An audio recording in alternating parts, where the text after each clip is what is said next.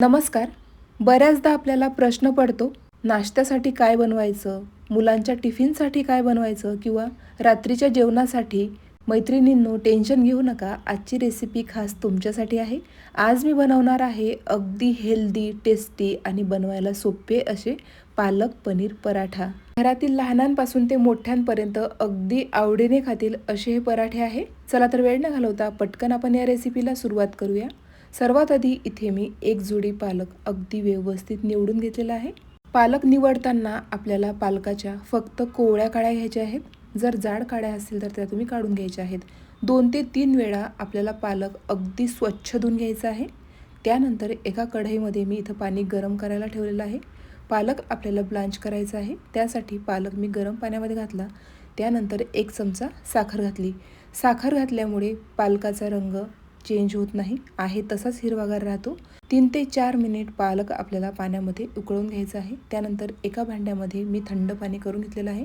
इथे मी 4 मिनिट पालक व्यवस्थित पाण्यामध्ये शिजवून घेतला. यापेक्षा जास्त शिजवून घेऊ नका. त्यानंतर बर्फाचं जे पाणी केलेलं आहे त्यामध्ये आपल्याला पालक घालायचा आहे. पटकन थंडगार पाण्यामध्ये पालक घातल्यानंतर कुकिंग प्रोसेस ही स्टॉप होते. आता ही स्टेप आपल्याला का करायची आहे? पालक नेहमी 2 ते 3 मिनिट किंवा 4 मिनिट ब्लांच केला आणि लगेच थंड पाण्यात टाकला, त्यामुळे पालकाचा हिरवा रंग तसाच राहतो, कच्चा वास कमी होतो आणि पालक मस्त मऊसूद होतो. आता थंड पाण्यामधनं आपल्याला पालक काढून मिक्सरच्या भांड्यामध्ये घालायचं आहे. 1 मोठी हिरवी मिरची, अर्धा इंच अद्रक, 3 ते 4 पाकळ्या. इथं मला लसूण सुद्धा घालायचा होता, मी विसरले, तुम्ही स्किप करू नका, चव अप्रतिम येते. आता मिक्सरमध्ये आपण प्युरी तयार करून घेतलेली आहे. तुम्ही बघू शकता अगदी हिरवागार रंग आलेला आहे. साईडला ठेवून देऊया. त्यानंतर एका भांड्यामध्ये 2 मोठी वाटी गव्हाचं पीठ, त्यानंतर त्याच वाटीने अर्धी वाटी बेसन पीठ, चवीनुसार मीठ, ओवासुद्धा घालू शकता, थोडीशी हळद, लाल मिरची पावडर, धने पावडर, त्यानंतर भाजलेल्या जिऱ्याची पावडर घातलेली आहे. 2 चमचे साजूक तूप घालायचं आहे. तुम्ही बघू शकता इथं एका वाटीला थोडीशी कमी प्युरी भरलेली आहे. थोडी थोडी पालकाची प्युरी घालून आपल्याला हे पीठ मस्त मऊसूद असं मळून घ्यायचं आहे. आता सर्वात महत्त्वाची टिप, सुरुवातीला आपण पाणी जास्त घालायचं नाही. तयार केलेल्या प्युरीमध्ये आपल्याला पीठ मळून घ्यायचं आहे आणि गरज असली तर आणि तरच पाण्याचा वापर करायचा आहे. नाहीतर पीठ हे सैलसर होतं आणि पराठे व्यवस्थित लाटता येणार नाही. त्यासाठी ही टीप आपल्याला लक्षात ठेवायची आहे. इथं पीठ मस्त मळून तयार झालेलं आहे. तुम्ही बघू शकता अगदी चपातीला जसं लागतं त्याच पद्धतीने मी हे पीठ मळून घेतलेलं आहे. झाकण ठेवूया आणि 5 ते 10 मिनिट पीठ आपण सेट करायला ठेवून देऊया. तोपर्यंत किचन कट्टासुद्धा आपण व्यवस्थित क्लीन करून घेऊया. इथे आपण पालक पनीर पराठा बनवत आहोत, तर आपल्याला सारण तयार करायचं आहे. त्यासाठी इथे मी 250 ग्राम पनीर घेतलेलं आहे. पनीर आपल्याला किसणीच्या मदतीने व्यवस्थित किसून घ्यायचं आहे. चवीनुसार मीठ, थोडीशी भाजलेल्या जिऱ्याची पावडर, धने पावडर, लाल मिरची पावडर, त्यानंतर थोडासा गरम मसाला घालायचा आहे. पाव चमचा जिरे घातलेले आहे. चाट मसाला घालायचा आहे. त्यानंतर ब्लॅक पेपर पावडर म्हणजेच काळी मिरी पावडर.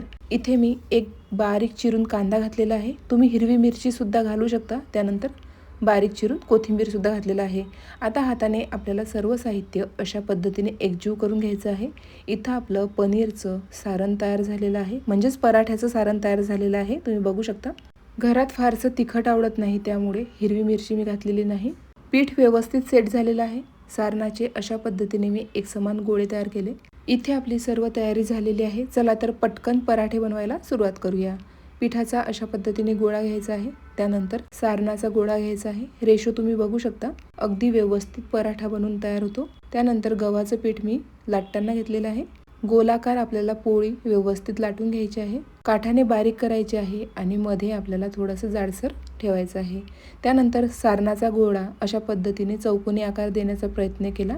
अशा पद्धतीने आपल्याला व्यवस्थित चौकोनी आकारामध्ये फोल्ड करून घ्यायचं आहे. इथे मी चौकोनी आकाराचे पराठे तयार करत आहे. ज्या आकाराचा पराठा तुम्हाला तयार करायचा आहे तो तुम्ही नक्कीच करू शकता, गोलाकार किंवा त्रिकोणी. इथे मी चौकोनी आकाराचा पराठा तयार केला. इथे मी व्यवस्थित पराठा लाटून घेतलेला आहे. तुम्ही बघू शकता अगदी एकसारखा पराठा लाटून घेतला. कुठेही सारण बाहेर आलेलं नाही. तुम्ही बघू शकता अगदी परफेक्ट असा पराठा आपला लाटून झालेला आहे. त्यानंतर तवा गरम करून घ्यायचा आहे आणि दोन्ही बाजूंनी तेल किंवा तूप लावून आपल्याला पराठे मस्त खरपूस असे भाजून घ्यायचे आहेत. इथे मी गाईच्या तुपाचा वापर केलेला आहे, म्हणून तूप थोडंसं पिवळसर दिसत आहे. तुम्ही बघू शकता मस्त खरपूस असा पराठा मी भाजून घेतलेला आहे.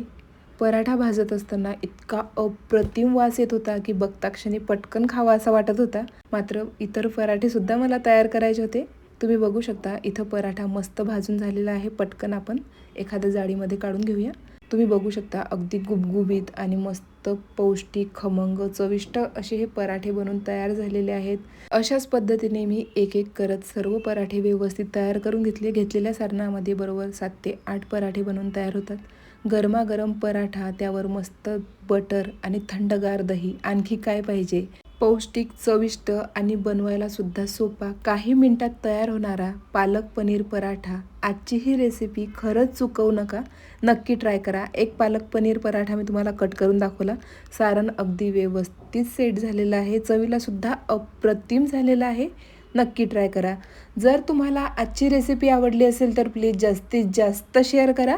अशाच मस्त नवनवीन आणि पारंपरिक रेसिपीजसाठी योगिताज किचन स्टोरीला सबस्क्राईब करायला मात्र विसरू नका. Thank you for watching. भेटूया नवीन रेसिपीसोबत.